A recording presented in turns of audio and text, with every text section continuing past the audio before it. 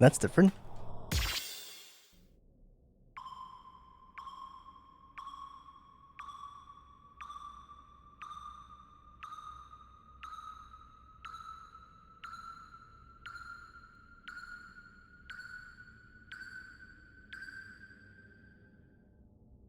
Damn it.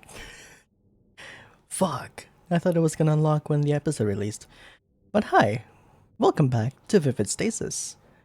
An encore? Encore episode just came out, and I don't know how to get there yet. So, um, we'll just have to explore the game, I guess, and see how we get to the episode. Oh, well, okay. This wasn't open.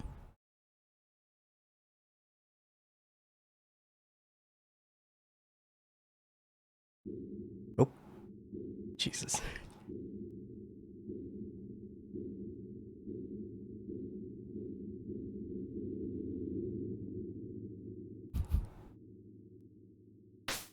The elevator. Ooh. Imagine being born to nothing but praise. Nothing but excitement. Nothing but claims of how special you are. Imagine being told that you were gifted with something nobody else had. The soul of God. Right? And then you get burnt out and be a disappointment by the end. I can relate.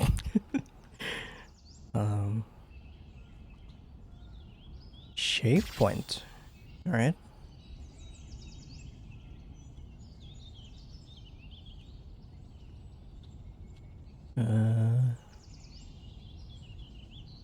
Can get there? No? No? Okay.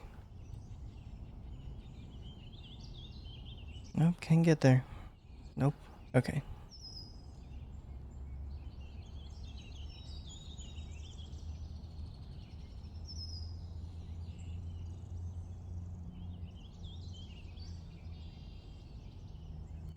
Okay. Still got the buttons.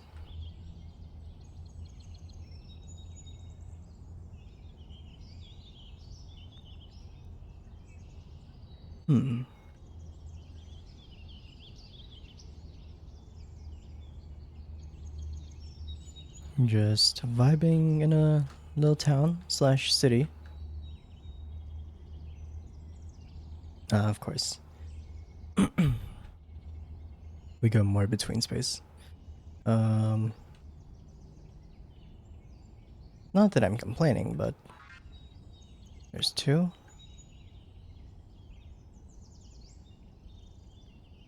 Need one more.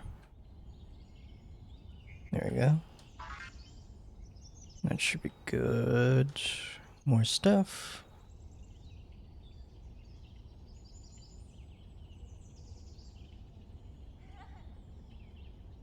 Laughing? I heard that.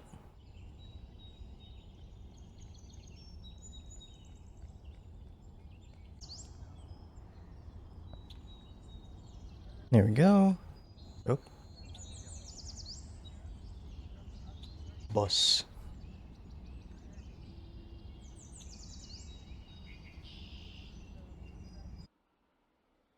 Okay. Another part of the library. Interesting.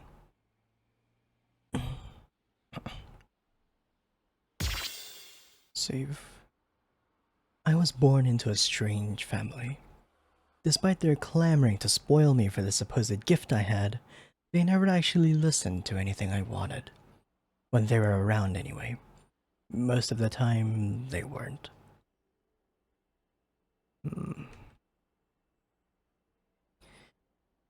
Each Saturday.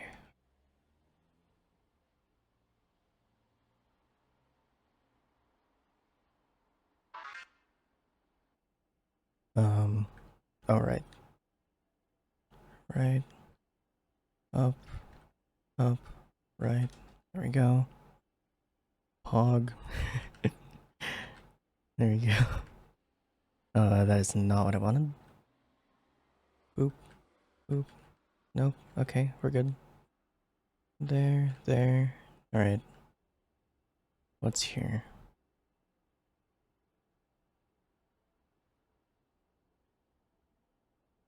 Okay.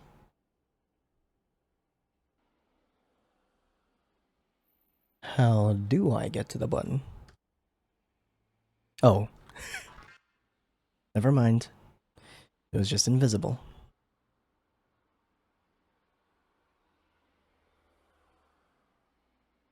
Sorry if this episode has more dead air than the usual amount in my videos.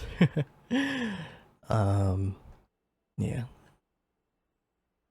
It is 7 in the morning and I didn't get sleep, so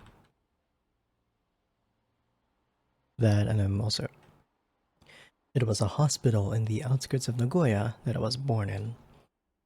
Well, calling it a hospital is generous. It was a prison. It wasn't the kind of hospital you went to get a checkup or recover from an injury. No, in truth, it was owned by some kind of committee, a cult, the Church of the Blessed Overseers. Ooh. Ooh. Reminding me of Marinol Room. What happened? I mean, Saturday's explaining what happened, but holy.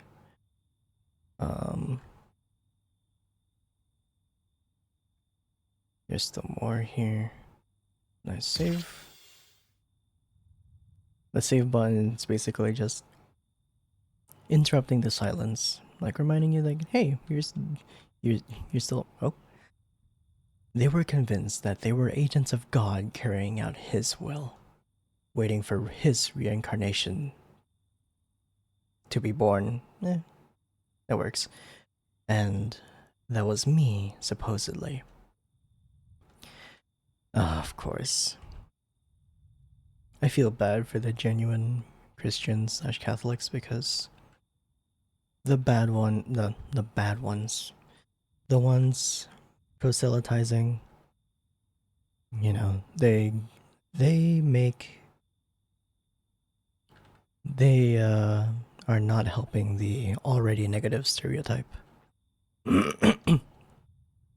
against the rest of the Christians/Catholics, and that sucks because, you know, he literally says, you know, love everyone, like treat other people as you treat yourself. And like as of recent, like that commandment has been thrown to the wayside by like not so good people. It's also not helping that priests are well, I know it's somewhat of a meme, but you know, I'm pretty sure there are actual cases of like molestation and other negative things, you know, there are other shitty things happening. And that's why, like,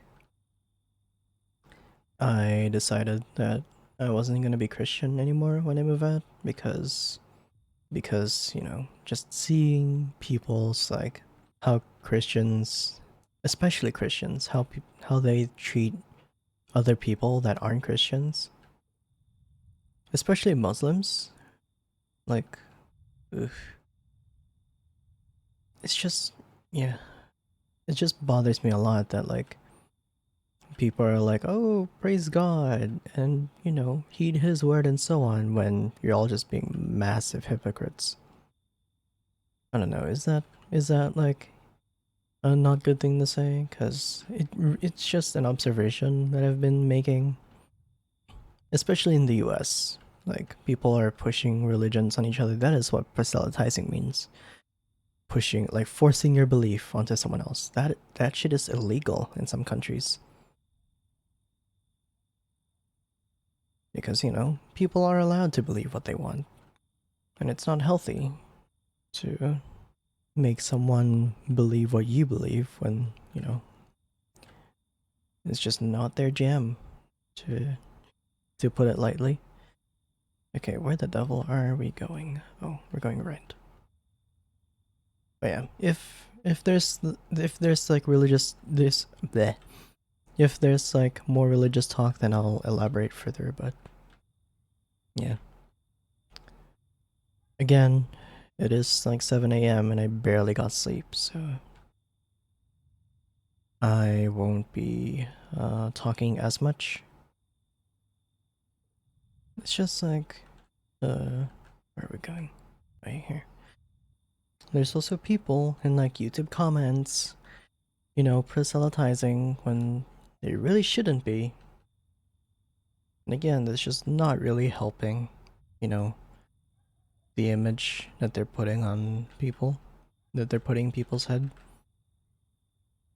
That they're not really like cutting, like they're not trying to like suppress the stereotype. They're just enabling it, you know? And it sucks. Like that whole kind of like, just to give you like some things from my own personal life, like my parents aren't necessarily great. I mean, we have a nice house, we have stable, you know, income, we have food, we have shelter, and that's great. That's great and all, but when your parents don't like they don't, not that they don't bother helping you. It's more like they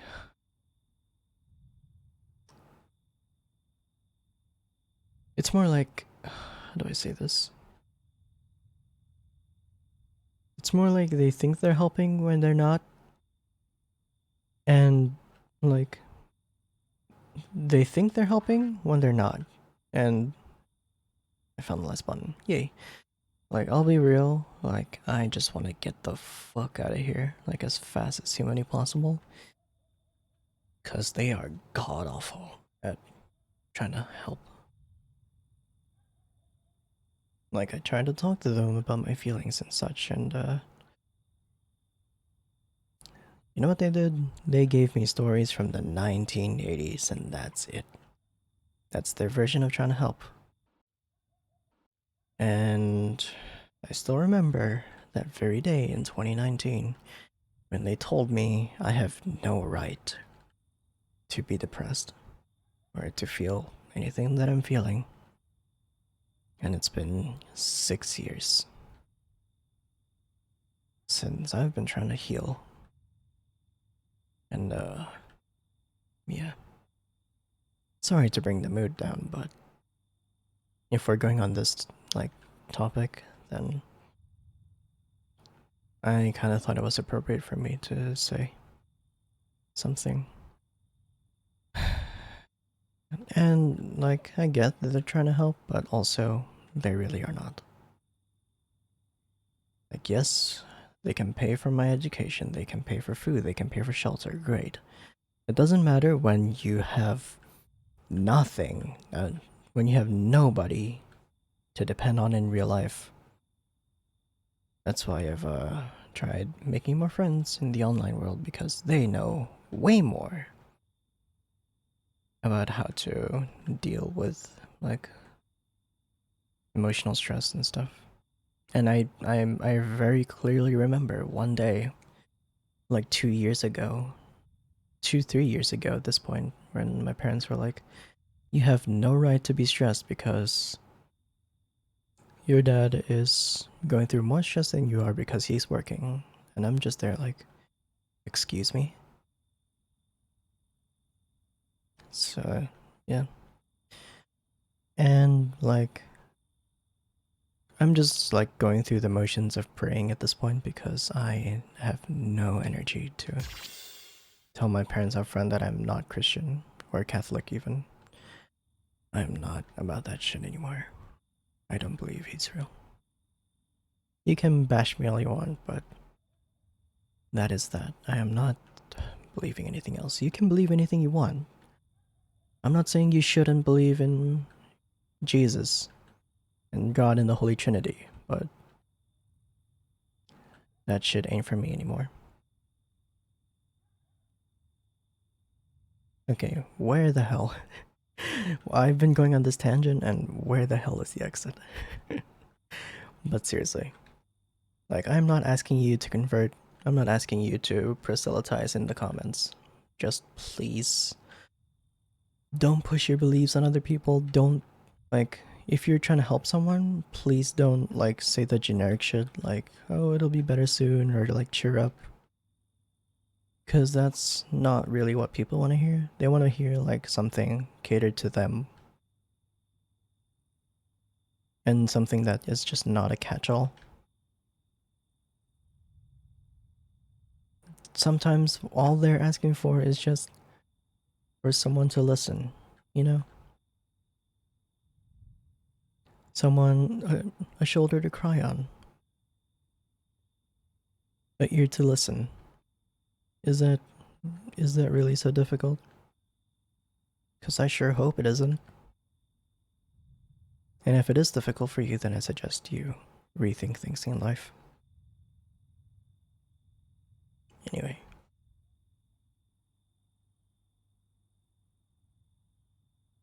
Here we go. Jeez. I lived in the basement of that hospital for 13 years.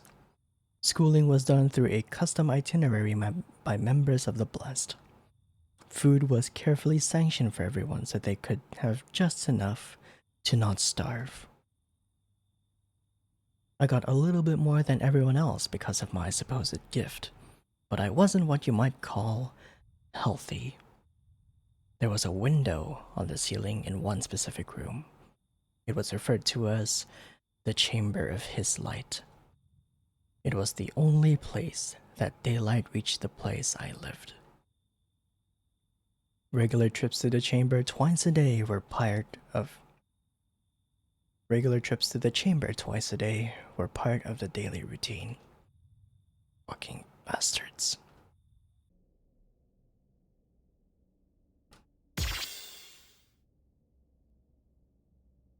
I guess we know why she's not a boy anymore. Well, part of the reason anyway.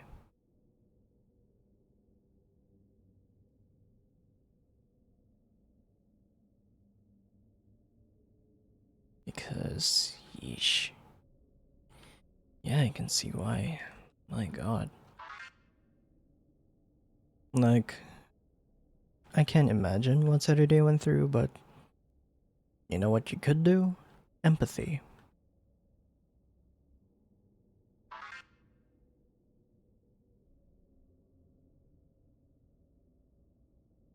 It took until I was 14 years old for me to get out of there. I always did have an interest in the chemical sciences, based on what little of it I got to learn about through the blessed schooling. All it took was using the privilege granted to me by my so-called gift to gain access to materials the other members didn't. And I was gone in a flash. That's good. Well, she's 21 now. Of course she got out, but man. I couldn't imagine.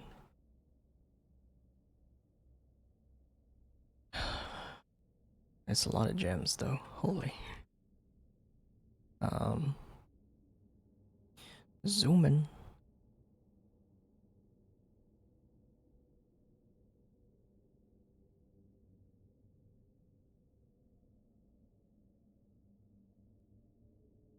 Wee. Okay.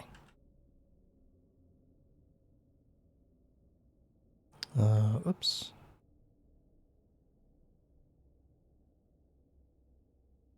Go left. Right, yeah.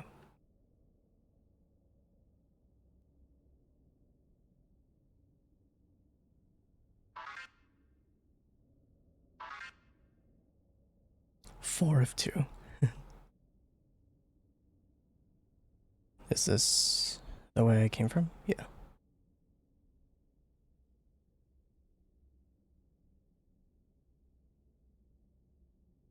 There we go. For all of my life since then, I resented God. If God was so kind, why was I made to suffer at the hands of his agents? I was better than God. Ellipses.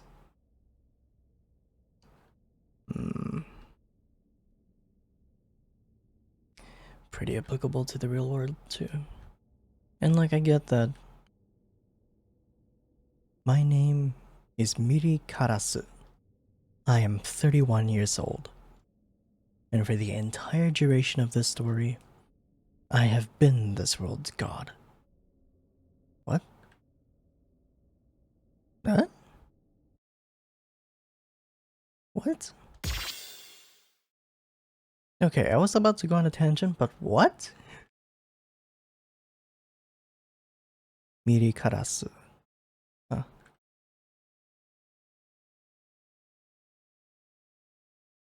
Very sudden. Whoop. Very sudden appearance, but okay. that came out of nowhere. Whoa. These rooms are so cool.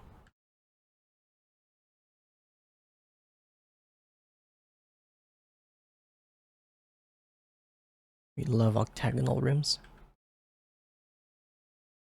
Orange, blue, green, red. Whoa. Look at the red one.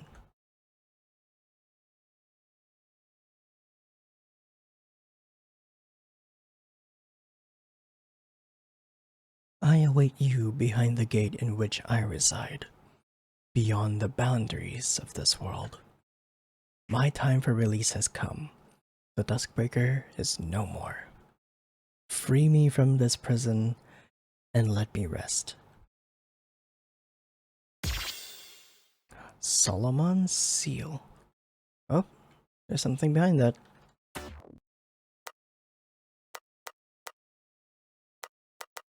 Everything ends exactly where it all something began, I assume.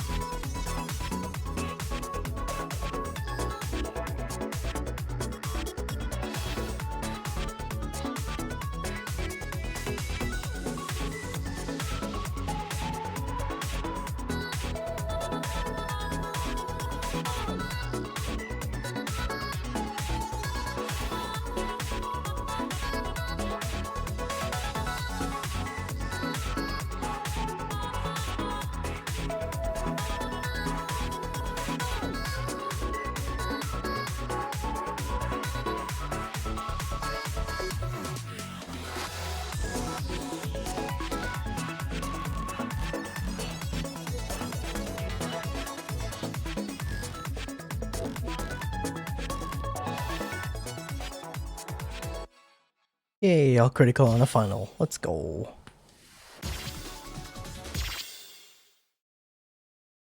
Right.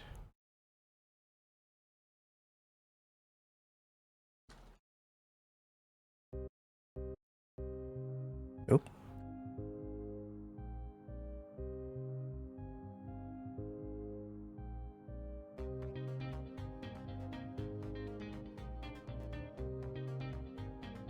Okay.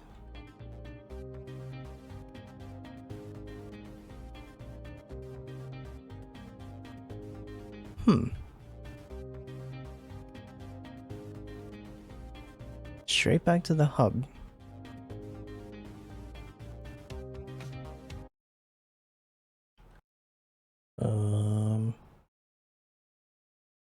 We didn't pick up anything. Wait, what?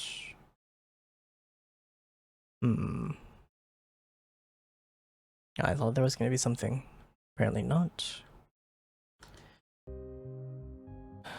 Is there something?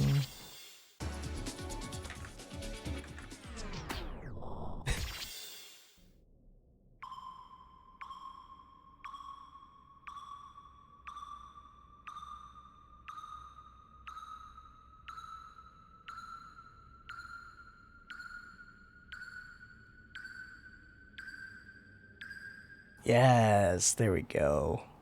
Huh. Oh, the song unlocked the... Okay, I guess it was the song. Let's do it. Oh, hi. Welcome to what resides after the end. Hello. Thank you for coming this far. I know it wasn't easy. I'm ready to move on to what follows after all of this, be it death or eternity. But before I do, I feel indebted to you, so I will allow you to ask me about certain things if you'd like. I understand that all of this may have been confusing for you. You do not reside in our universe of universes. Your reality is governed by different rules, yes. So, feel free to ask me about whatever you would like. Miri.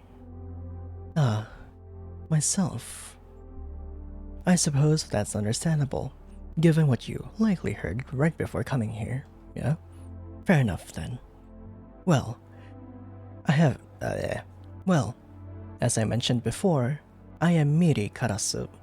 I have also been designated as Heiress? Or Observer 1. Really? So she's the real, controller of all of this then. I am a chemical scientist and engineer, and was one of the division leads for Yoko Eitai's polymorphic void transistor project, yeah? I have also been the one watching over the complete story of Vivid Stasis that you have been following, as well as intervening in certain moments to assist without the characters knowing. Right. Observers. The 6 observers. That's us. Well, us, being those who were closest to the void transistor when it caused the cross-splitting. Observer 1 is, as you know, myself. Observer 2 is Sakura Nichibotsu's kid, Kanshi. Huh. Well, the original world Kanshi, not the Kanshi that's been traveling all over the world axis trying to save her sisters. Observer 3 is, well, was Setsuki Tasogare. Saturday's dead. He isn't with us anymore. Really? He tried to intervene with a world axis counterpart of his, and that inadvertently led to the Duskbreaker's creation and, well, everything you've just finished reading. 3's entire form was broken during the event. He's not coming back. Observer 4... To be honest, I don't know much about her. Her name is Ivy Setonabu. She was a prosecutor that Yoko hired to cover the whole void transistor situation legally. Right? I don't know why she was there during the cross-splitting, or why she's supposedly trying to destroy worlds inside the world axis now. Ivy is the unmentioned female destroying worlds, huh? Okay, that answers that question, so Tori can get her answer. Observer 5 is Sakura Nichibotsu, the person who originally had the idea for the void transistor, right? If you've read the documents Yoko sent to your world, you know that she tried to stop Yoko, and was caught up in the blast that destroyed the original world. Huh. As in, like, ARG stuff? It could refer to ARG. And Observer 6 is Yoko Eitai herself. You're already familiar with her, I assume. And her alternate version, Tori Eitai. Oh yeah, makes sense. Yeah. Go watch that video on the void that I made. The 6 of us are, well, I wouldn't say gods, but we reside on a higher plane of existence than the world axis itself. I'm not referring to the y-axis either.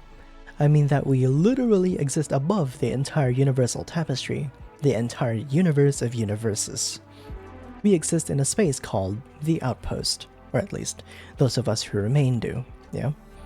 Though Saturday interfaces with the 4th dimension many times in her journey, the only way any of that gets to you is through me. People inside the world axis don't have the capability to even know that your world exists. Like, we have no idea about higher dimensions. Make sense? Me. Ah, right. I did use that name. It's your name, is it not? I suppose I do need to explain how you factor into all of this.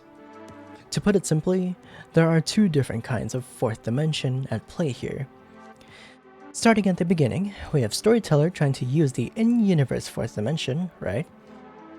That being the meta layer above her original world to generate data for the TVO client. She programs the in-universe game, Vivid Stasis, and sends it to the 4th dimension, where she establishes contact with someone who helps her release it. Heh, meta. However, the people who play the game in the 4th dimension are not you. You do not exist inside the world axis. This is where I come in. Watching the situation unfold from the outpost, I realized that exterior intervention, that is, intervention from a power outside the entire world axis itself, would be needed. So, I set up a plan to suspend myself inside a computer program that would be able to reach your world, wherein I could generate my own 4th dimension data, that being from you. With this setup, I was able to do a few very specific things. The most important of those being seizing control of the Duskbreaker's 1028 AI. So I guess that's how she made the gate command for Saturday when she was trying to do the whole brute force thing. Life after escaping.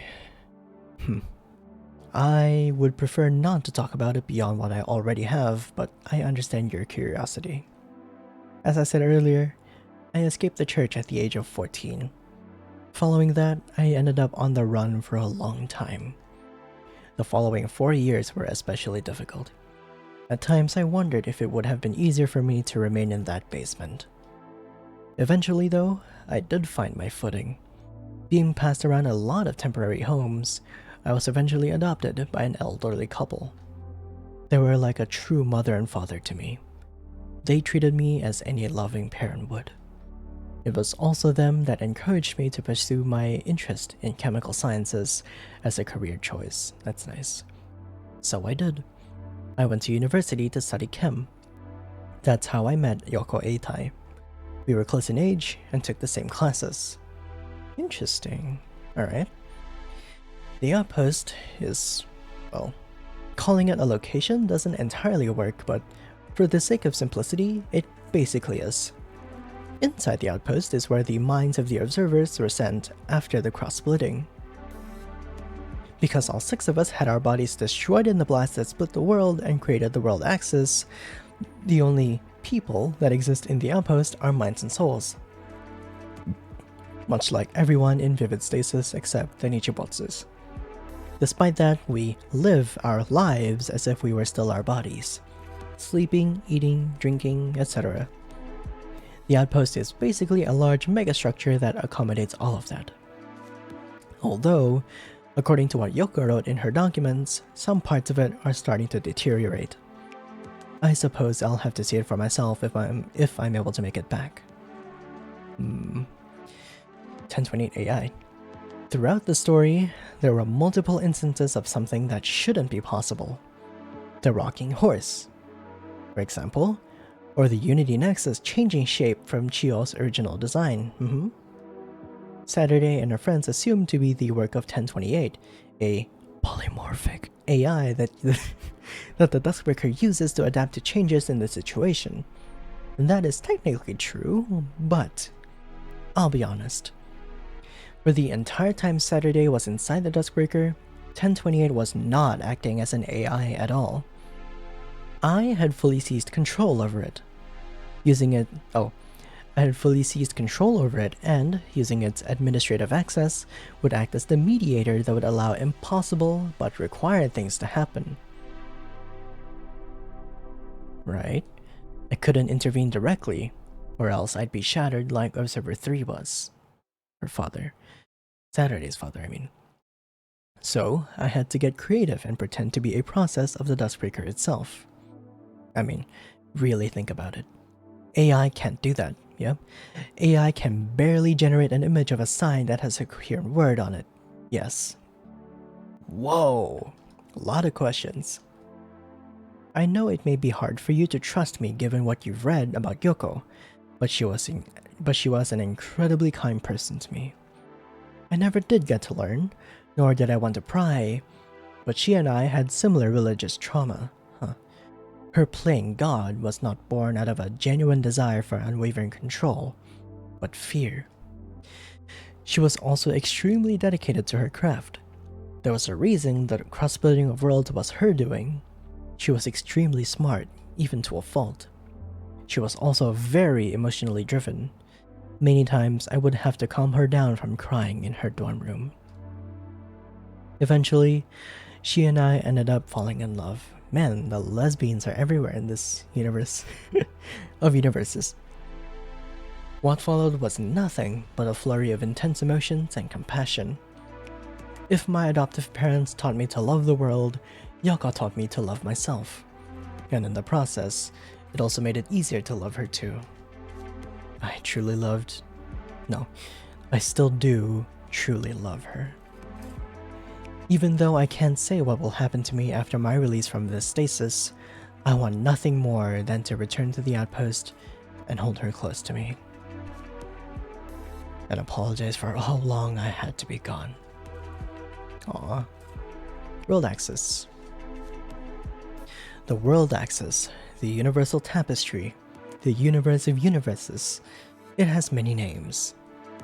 It is the universe itself that everything you've been reading takes place in. Although perhaps it would be more accurate to call it a multiverse, yes, given that it is an interlinked web of over 1,000 different worlds. Imagine a two-dimensional map where each dot is a world. Then imagine that map moving forward in a three-dimensional space. That's how the world axis works. Worlds have different outcome values and meta values, but they're all synchronized with their current point in time. Oh, that's what that last value is. The exception to that being the simulated world in the Duskbreaker. Because that world is simulated, its time property is an individual component, though that world is still tied to the original world in which it was created. That's why time passes slower in that world. Interesting. Rocking horse. Did you know that before automobiles, people in certain parts of the world used horses to travel from place to place? Of course, you don't see it often anymore, but that was the general idea. The rocking horse was placed there very early on after I had the idea for the gate command, as a sort of just-in-case measure. Of course, she made the gate command. Did you know? The gate was the most intensive and difficult intervention for me to pull off. Through 1028, I had to rewrite entire portions of the Duskbreaker's internal code. That was why the horse was there. Oh, That was why the horse was only put there as a backup plan. Since the World Keeper was the original one who created automation, I knew of it from the very beginning, and I couldn't do anything to destroy the code for it. Yeah, so Tsuki made automation, we knew this already. So I had to improvise, and that was how the gate command came about. The idea being a backup plan in case normal methods of transport across Japan weren't feasible to use, which is exactly what happened in a terminal journey. Harry and Kotomi. I suppose you're asking about where they ended up after everything, right? Yes. They're fine. In the in-universe version of the game. In the in-universe version of the game, the players were prompted to use their power to return them to Layer 3. Their reality. Information about the Duskbreaker is classified at the highest level in the military, so for now, they're resting in a secret facility. Good. They're not being mistreated though. In fact, practically the opposite. The military knows they can't harm them because they're too important. Right. Life after the Duskbreaker. The others are doing fine, honestly. It took her, Allison, and Chiyo a bit to adjust to their original bodies. About a week, I want to say. They're currently under the supervision of the military, though, unlike Erin Katomi, they've been granted the ability to return to society. Good.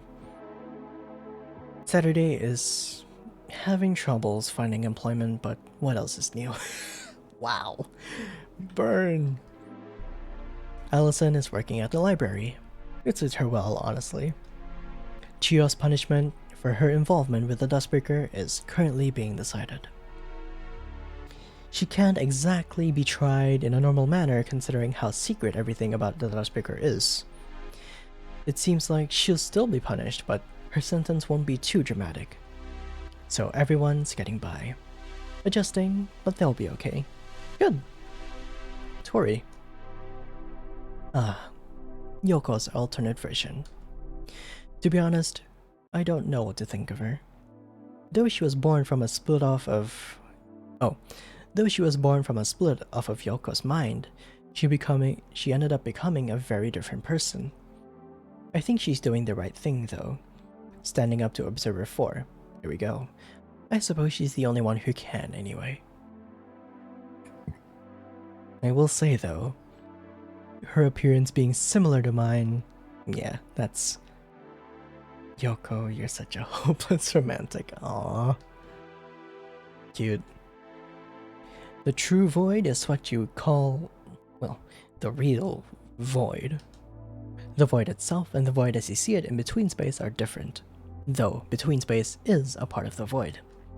As explained in the story, the void is the place that exists between worlds in the world axis, yes? It is a formless space that is most accurately represented visually in the story by the true void rifts that Tori allowed you to access, yeah. However, there is between space, which uses the void as a sort of memory storage for the Duskbreaker. Because the Duskbreaker uses part of the void to store information, locations and areas in that part of the void are more expressed and visible. However, it is still the void,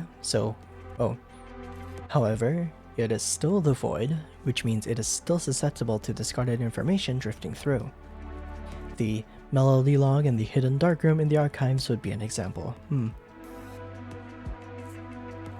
Outcome values are basically a way of measuring how the decisions made in that world's past have changed that world's present. Tori should have already explained this to you in her personal logs in the True Void Rifts. Yes, she did. Yeah. Kanshi is somewhat of an anomaly.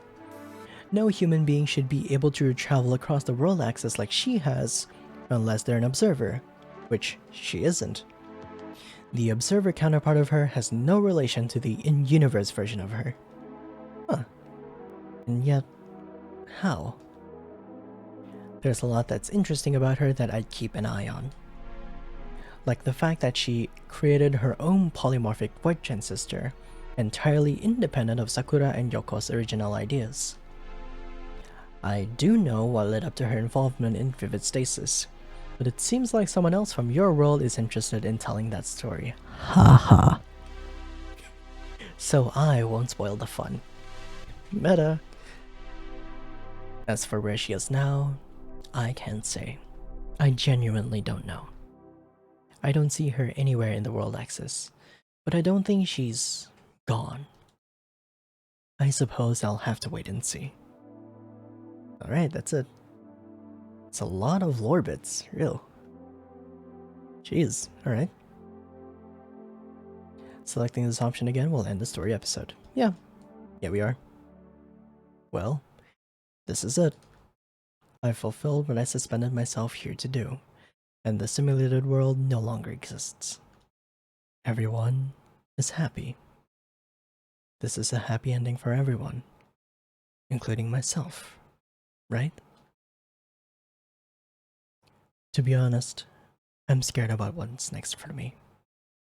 For 4 years, this story, this world, is all I've ever known. Will it be okay to move on to whatever comes next? All I want right now is to feel the comfort of familiarity. I want to see my Yoko again.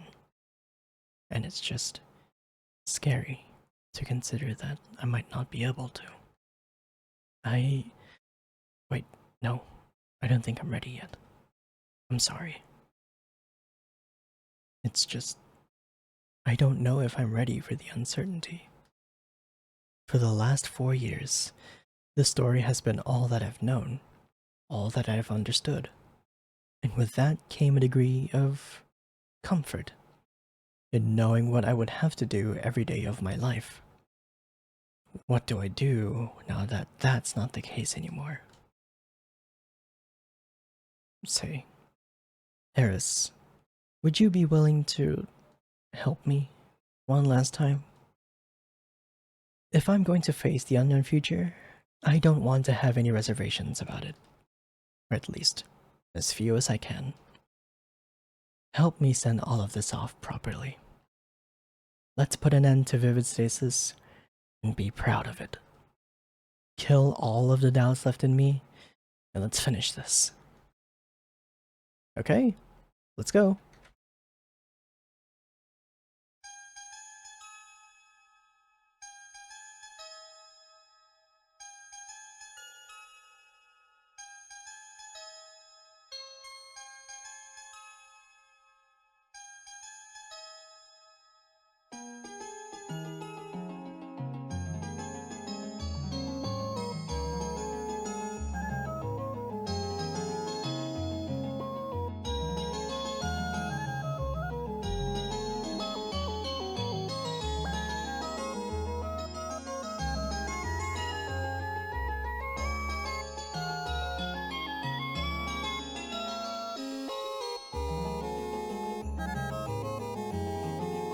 It's very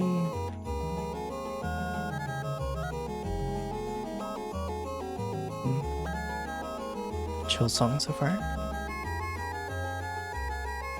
It's okay. A shining future will always be waiting for you. I'm not that good, game.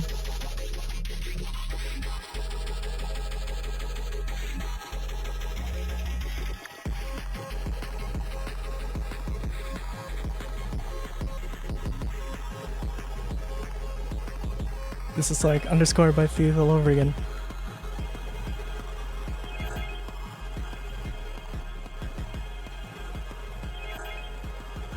And memory sacrifice. Clock struck 18. The girl's promises to herself were all empty and broken. Her time was up. But she refused to die.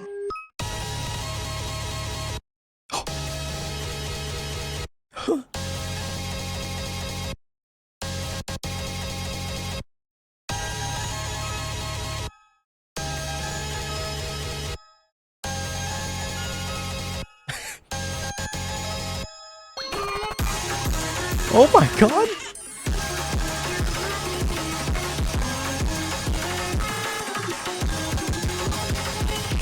These mods?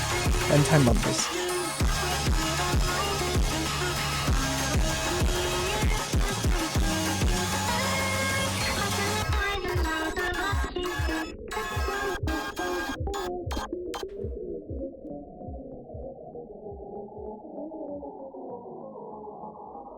Okay, this took a turn.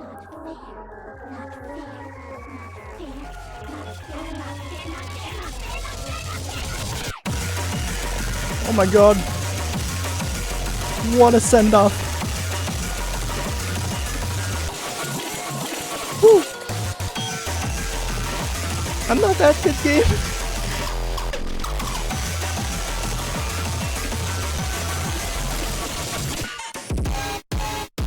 Woo.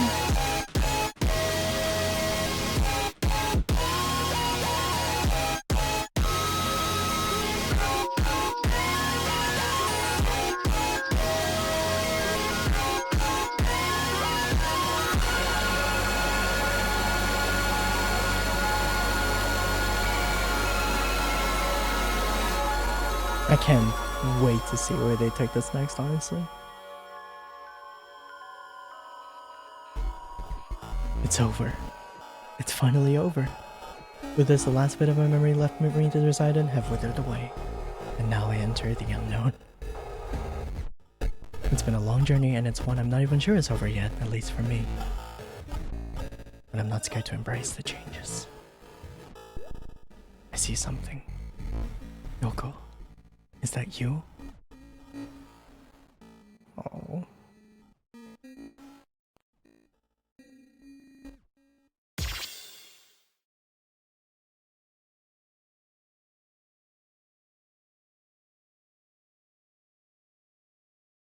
Do you ever think about how strange it is that anything we imagine can mean something entirely different to someone else?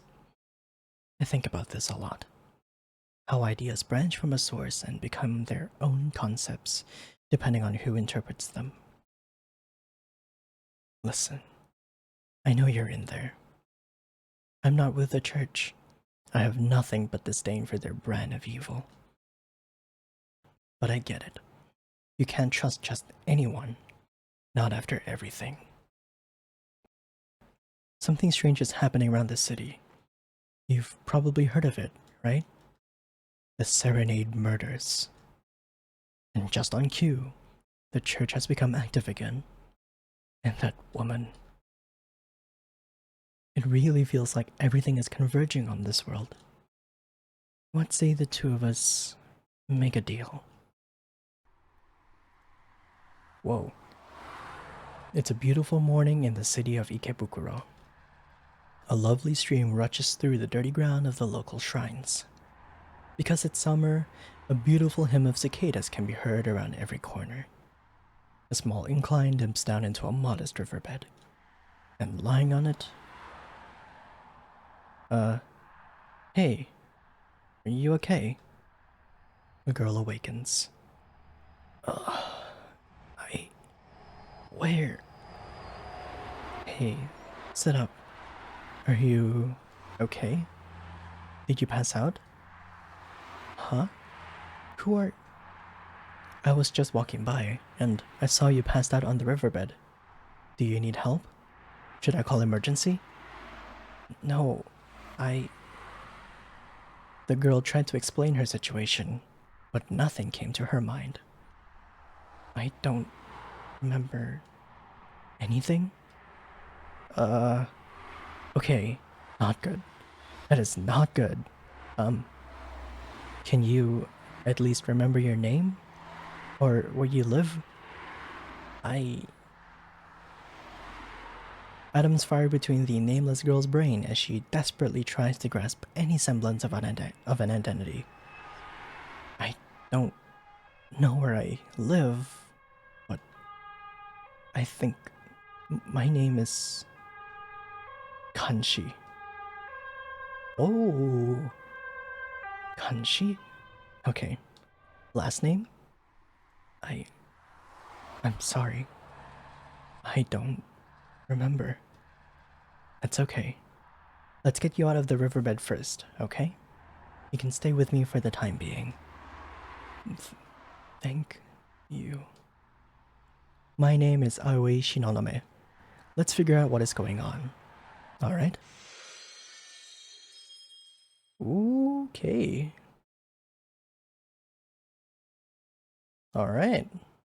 February 2026. That is a good okay. Alright, that's it then. That is a good teaser into what's about to go down next year.